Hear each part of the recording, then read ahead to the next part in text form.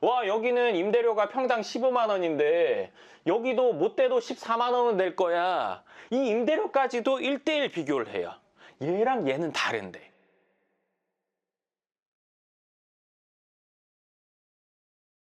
반갑습니다. 황선영입니다. 오늘은 입지에 대한 설명을 좀 깊게 해볼 텐데요. 일단 원래 이 내용은 제가 멤버십을 하게 되면 훨씬 더 깊게 얘기를 해보려고 했어요. 그렇지만 오늘은 평소보다 좀 더 깊은 내용으로 이야기를 좀 해드리도록 하겠습니다. 자, 일단 첫 번째로 우리가 거주하는 지역이거나 아니면 직장을 다니는 인근에 먹자골목이 있잖아요. 대부분 먹자골목 메인이 있을 거예요. 그럼 여기에 뭐 프랜차이즈도 있을 거고 뭐도 있을 거고 어쩌고저쩌고 가게들이 있잖아요. 근데 어느 지역을 보면 이렇게 메인에 먹자골목이 있음에도 불구하고 이 안쪽으로 먹자골목이 확장되는 걸 본 적이 있을 거예요. 여기에도 예를 들어 식당이 들어오는데 이 식당들은 뭐 프랜차이즈 메인 이런 것들이 들어오는 게 아니라 이제 개인 브랜드가 들어오거나 소규모 가게들 뭐 리테일 이런 것들이 들어온단 말이에요. 그러면 이 가게들이 왜 생긴 거냐 생각을 해볼게요. 원래는 이 먹자골목 메인에서 인근에 있는 사람들이 소화가 다 됐어요. 그러니까 원래 먹자골목에는 사람들이 많이 와가지고 그 라인에 있는 식당들이 대부분 잘 됐단 말이에요. 그러니까 대부분 잘 되다 보니까 어떤 일이 벌어졌냐면 이 메인으로 들어오기는 월세나 보증금을 감당하기 어려워서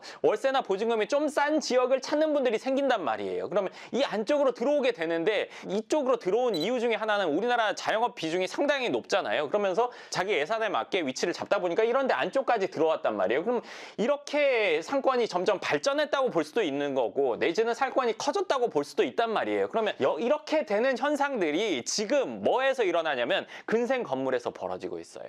그 말은 뭐냐면 자, 근생 건물 입지에 대해서 한번 볼게요. 아까 말한 것처럼 이렇게 먹자골목이 있어요. 먹자골목 주변에 막 상가들이 들어와요. 리테일 뭐 상점들이 있어요. 아니면 식당들이 들어왔단 말이에요. 그러면 이 메인 이 상권에 사무실이 들어오는 경우가 많지는 않아요. 왜냐면은 사무실은 사무 업무를 보기 위함인데 막 시끄럽게 사람 많이 다니는 곳에 이렇게 들어오긴 드물단 말이에요. 그러면 이 사무실들은 요 먹자 상권을 조금 벗어나서거나 요거와 좀 상관없는 지역에 자리를 잡게 돼요. 상권의 발달과 사무실은 조금 다르단 말이에요. 입지적으로 봤을 때. 그런데 이제 예를 들어서 상권이 있는 지역 먹자골목으로 쳤을 때는 요 먹자골목 뒤쪽으로 사무실들이 들어온단 말이에요. 근데 제가 최근에 현장들을 막 돌아다 보니까 어떤 일이 벌어져 있냐면 지금 강남에 요쯤까지는 사무실이 돼요. 그게 사옥이 됐건 층별 임대가 됐건 어쨌건 사무실이 되는 위치들이 있는데 이 뒤쪽으로는 주택가란 말이에요. 이 주택가 중간에 막 사무실을 지어놨어요. 주택가 중간에. 그래서 제가 보고 야, 저거는 도대체 얼마나 용감한 사람이 저기다 해놨을까? 의문을 가질 정도로 위치가 말도 안 된단 말이에요. 당연히 지금 공실이어서 임대가 붙어있단 말이에요. 도대체 이런 일들이 왜 있을까 생각을 해봤단 말이에요. 그러니까 가만히 생각해보면 강남 지역에 대해서 잘 모르는 분들이 이쪽 지역에 와서 여기는 비싸니까 가격이 싼 데를 찾다 보니까 이 안쪽으로 들어간단 말이에요. 여기 지금 평당 뭐 1억이 넘는데 예를 들어서 얘기하는 거예요. 이 금액은 평당 1억이 넘는데 여기는 같은 블럭이잖아. 같은 블럭인데 여기는 7천이야 내지는 8천이야. 같은 블럭인데 여기랑 이렇게 차이 나는 건 여기가 저평가야 얘기를 하는 거예요. 내지는 본인이 그렇게 생각했을 수도 있어요. 임대는 비슷하게 나갈 거야. 근데 가격은 싸. 여기 괜찮네. 근데 여기는 주택가 안쪽이에요. 그러면 이거는 사실은 여기랑 1대1로 비교하면 안 되는 거란 말이에요. 강남을 잘 모르는 분은 이걸 착각할 수 있어요. 왜? 여기 바로 근처인데? 여기서 얼마 안 떨어져 있는데? 그러니까 여긴 비슷한 거 아니야? 본단 말이에요. 근데 여기는 주위가 다 주택가란 말이에요. 얘랑은 다른 상황이에요. 블럭만 같지 그 안에서의 위치는 또 차이가 난단 말이에요. 예를 들어서 좋은 학교라도 제일 높은 점수의 학과가 있고 제일 낮은 점수의 학과가 있잖아요. 그것처럼 차이가 난단 말이에요. 근데 그렇지 않고 1대1 비교로 해버려요. 와, 여기는 임대료가 평당 15만 원인데 여기도 못돼도 14만 원은 낼 거야. 이 임대료까지도 1대1 비교를 해요.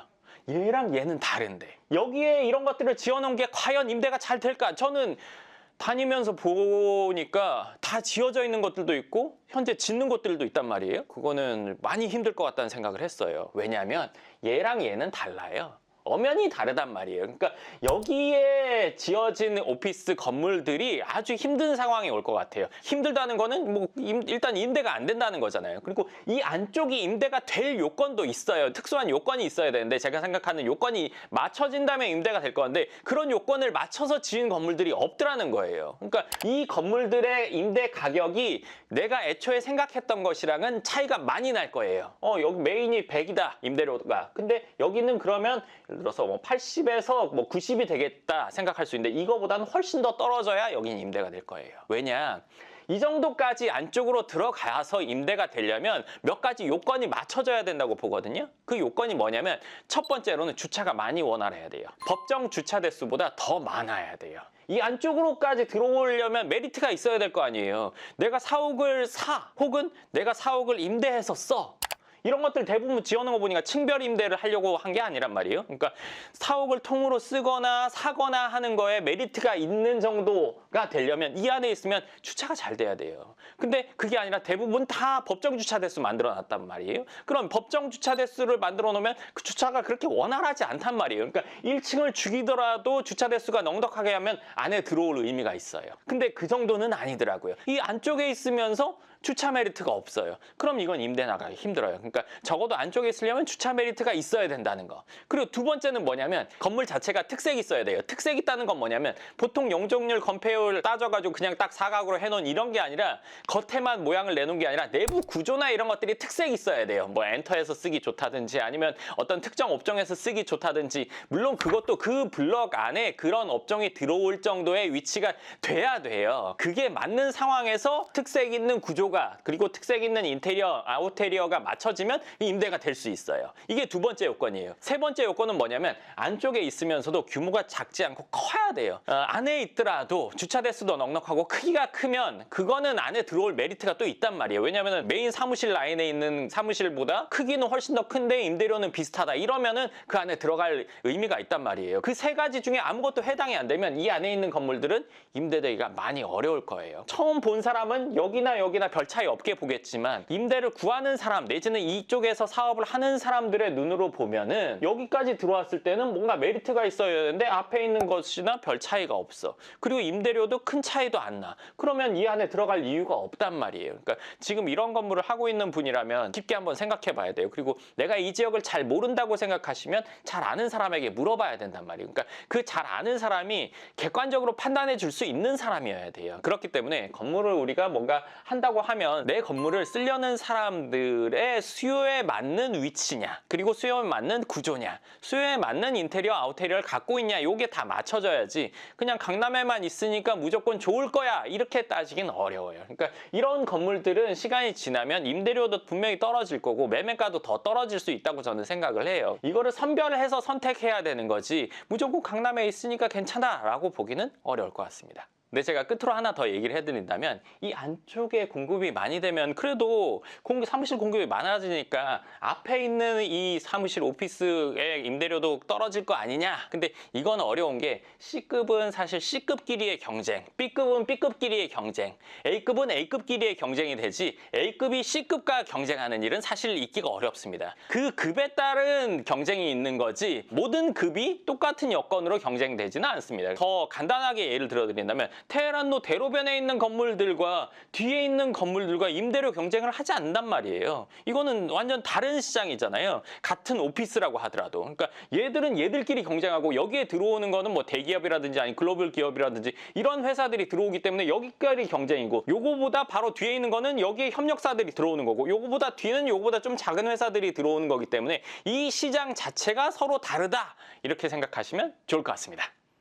네, 좋습니다. 제가 오늘 사실 해드리는 얘기는 이게 처음 강남을 보거나 이쪽에 투자를 하려고 건물을 선택하려고 하는 분들은 이런 차이를 사실 알기가 어려워요. 뭐 쉽게 말하면 피자 이 끝에 빵 부분 있잖아요. 빵 부분 좋아하는 분도 있으실 거예요. 저는 안 좋아해요.